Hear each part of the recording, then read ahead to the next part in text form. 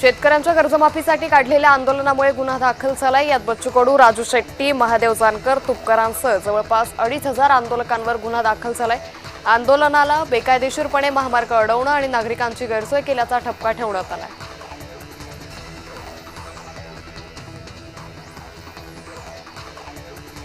सरकारकडून कर्जमाफीसाठी आम्हाला तारीख मिळाली आहे। 30 जून 2026 पर्यंत कर्जमाफी दिल्याशिवाय राहणार नाही असा शब्द आम्हाला मुख्यमंत्री उपमुख्यमंत्र्यांनी दिलाय। सरकारला सातबारा कोरा करावाच लागेल अशी प्रतिक्रिया बच्चू कडूंनी दिली।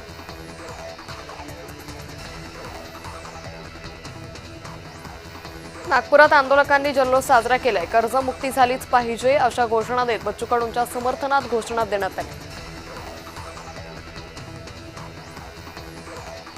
पुढच्या काही वर्षांमध्ये वन खात्यामध्ये 30,000 नोकर भरती करणार अशी माहिती मंत्री गणेश नाईकांनी दिली। याशिवाय गावात जे बिबट्याचा वावर वाढलाय, हल्ले केले जात आहेत, यावर उपाययोजना करणार असं आश्वासनही त्यांनी दिले।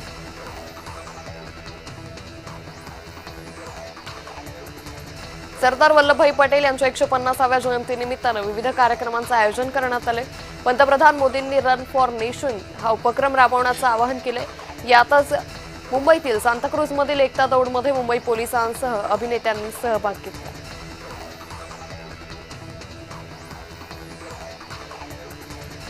राज्यात काही दिवसांपासून परतीच्या पावसानं धुमाकूळ घातला होता। यातच मुंबईत आजपासून वातावरण कोरडं राहणार असल्याचा अंदाज हवामान विभागानं वर्तवलाय। याशिवाय काही भागात हलका पाऊस होईल असंही हवामान विभागानं म्हटलंय।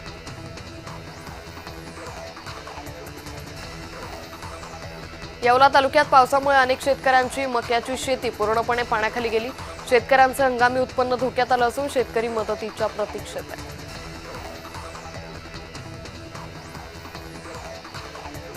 नागपूरच्या जवळी येथील सोयाबीन उत्पादक शेतकऱ्यानं 4 एकर सोयाबीन शेतीला आग लावली। कापणी आणि पेरणीचा खर्च परवडत नसल्यानं शेतकऱ्यानं हतबल होत सोयाबीन पेटवले। तर शेतकऱ्यानं चालू हंगामात सोयाबीन पेरणीसाठी बँकेकडून 1,70,000चं कर्ज घेतलं होतं।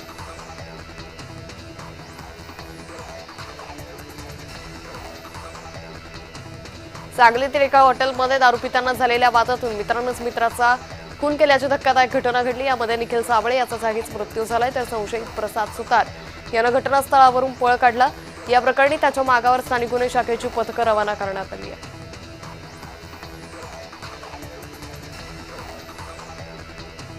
भारतीय महिला क्रिकेट संघानं ऑस्ट्रेलियावर दणदणीत विजय मिळवत अंतिम फेरीत प्रवेश केलाय। जेमिमा रॉड्रिग्स आणि कर्णधार हरमनप्रीत कौर यांच्या शानदार खेळीनं टीम इंडियानं अंतिम फेरीत प्रवेश केलाय।